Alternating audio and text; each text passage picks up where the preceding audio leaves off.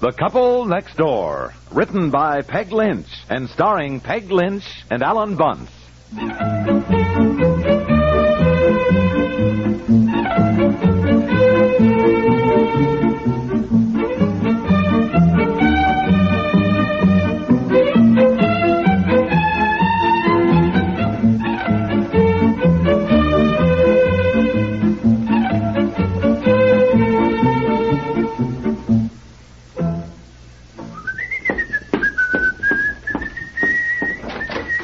Well, greetings. Oh, am I glad you're home. You can go on in the living room, dear, and take over.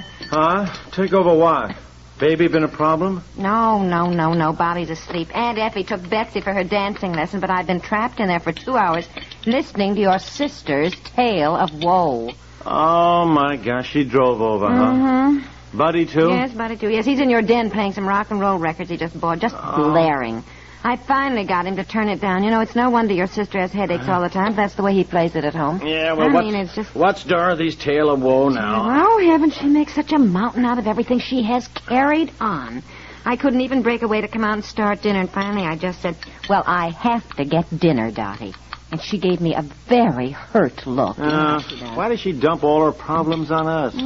Harry's gone again, this time to Texas or something. She has nowhere else to turn, she said. Oh, well, what's wrong? Oh, I suppose Buddy again. Seems he broke up with his steady girlfriend. What, that She's Peggy? so I thought she was upset. kind of cute. We met her. No, not Peggy. Patty. Her name was Peggy. Well, it isn't. It's Patty. Anyhow, it seems Buddy's been very despondent over the whole thing, and Dorothy's afraid Buddy's about to do something desperate. My gosh, that kid never does anything at all. Why should she be afraid he's going to do something desperate?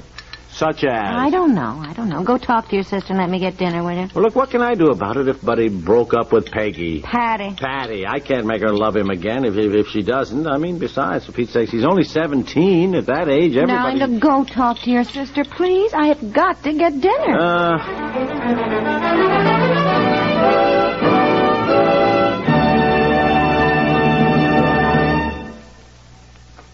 Say, how long has it been since you've cleaned out your bookshelves? Maybe it's time you took a look at the books you own. And while you're cleaning and looking, you can be performing a valuable service to your country. The United States wants books, lots of them, to send to interested students and readers abroad. Good books are needed to combat the flood of literature being circulated in free countries by the Russians and Chinese communists. Each year, the Russians alone publish and distribute well over 100 million volumes of all kinds. But each volume is a messenger of mischief, full of propaganda and lies about America. These books are sold at ridiculously low prices or given away free. You can help to counteract communist propaganda with unneeded books now on your shelves. Most desirable are literary classics, new or old, up-to-date American histories and geographies. All books should be in hard bindings and in good condition. Send them to Books from America, Box 1960, Washington 13, D.C. That's Books from America, Box 1960, Washington 13, D.C.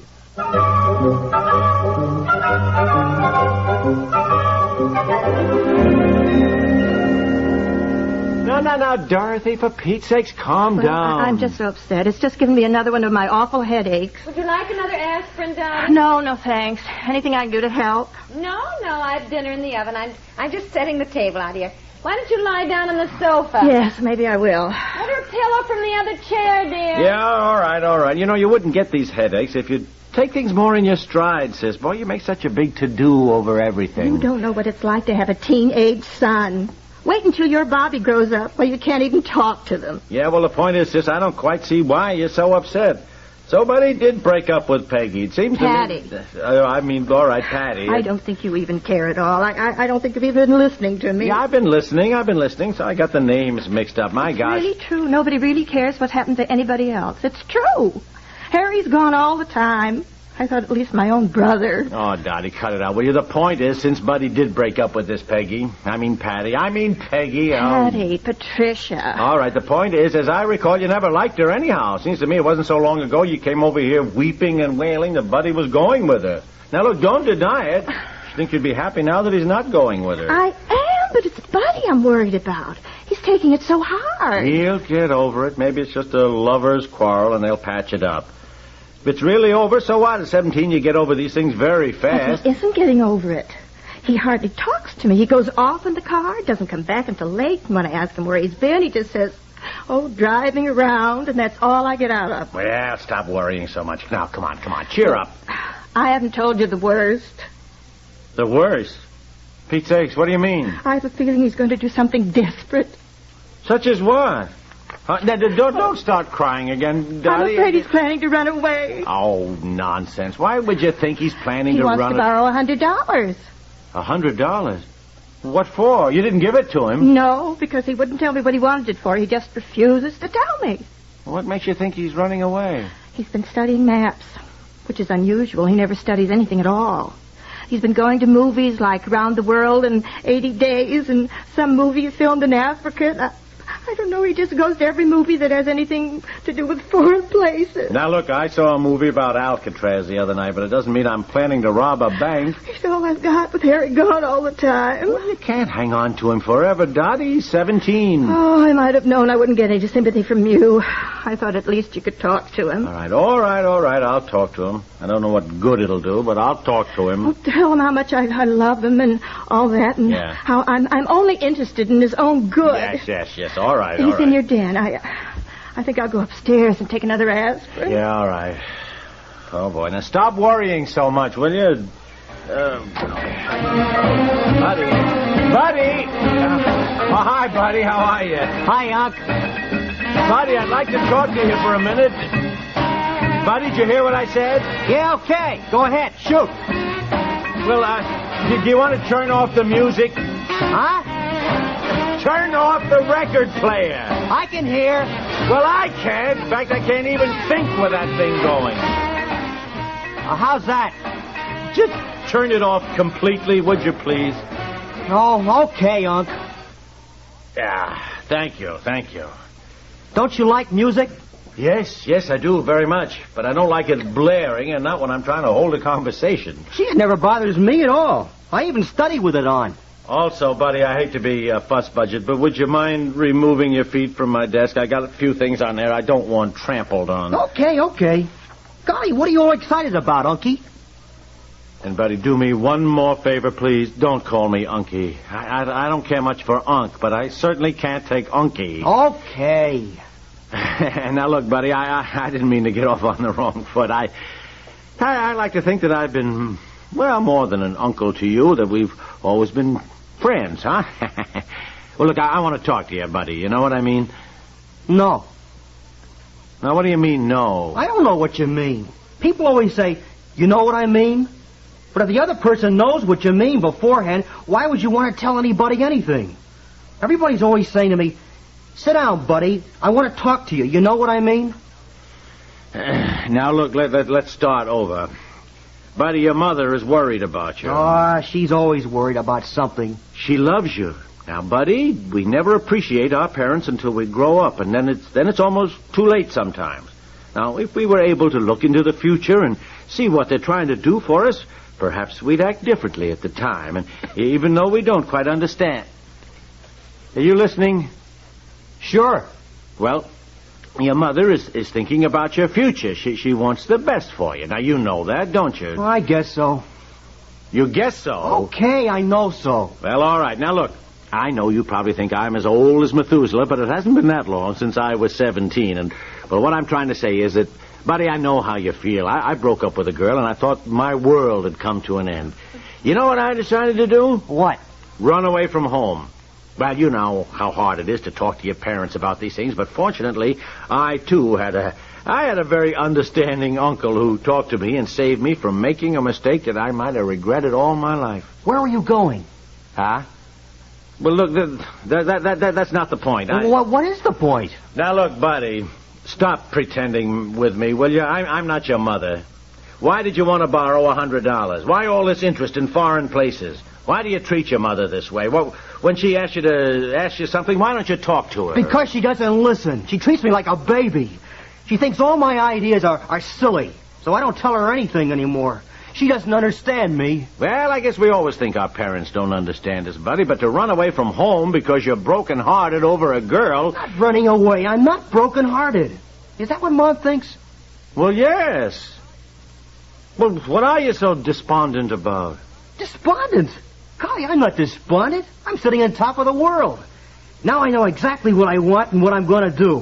And I'll tell you about it. If, when I'm through, you don't say, that's silly. Buddy, it's a deal, and I will try to understand. Although I guess it has been longer than I thought since I was 17.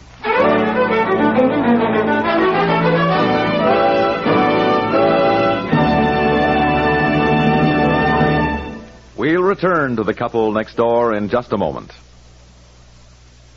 Got a light, buddy? It'll cost you only $70 million. Americans have some 180,000 lights at the wrong time in the wrong place each year. Each one flares into a torch, costing the country miles of magnificent forests. That means millions of board feet of valuable timber burned. Wildlife, fish, game, birds cruelly destroyed. Soil erosion started. Watersheds crippled, crippling in turn communities and industries that depend on them for pure water, power, and light. Homes are leveled, lives are lost. A waste? The word is hardly adequate. And to think 9 out of 10 of these fires are caused by human carelessness. Resolve that your carelessness won't fire the forests this year. Crush out cigarettes, break matches in two after using them, drown campfires, stir the ashes, then douse them again. For good luck. It'll be your good luck as an American if you can cut down the forest fire toll this year.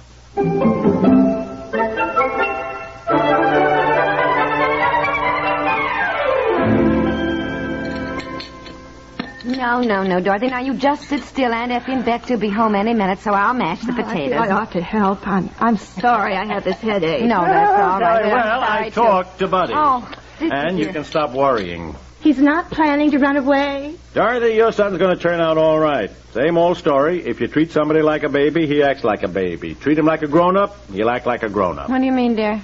First of all, he is not unhappy. He is deliriously happy. He's got a new girl. This one's Audrey. I even got the name straight. Audrey. And a new girl? Yes, and far from not having any ambition, as we all thought. A new girl? Yes, and she has apparently inspired Buddy to make something of himself. Now he wants to go to college, wants to be a lawyer. A lawyer?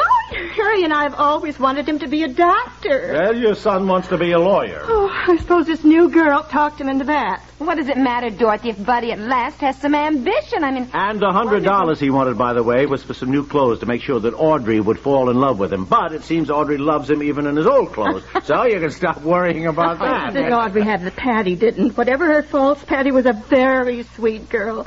Yes, she was. Oh, Stella, come on, sis, for Pete's sake. I don't understand why Buddy would tell you all this and not tell his very own mother. Oh, Dottie, no. Oh, furthermore, I gave him the letter of recommendation I wrote last night, and he is definitely going to get a job this summer. He's not planning to marry this girl. Buddy, I want to talk to you. Dottie. Oh, really? Heavens. There she goes, spoiling everything. I know it. Boy, I tell you something, when our kids grow up, we are never going to act like that. Now, remember... I hope not, dear. No. I hope not.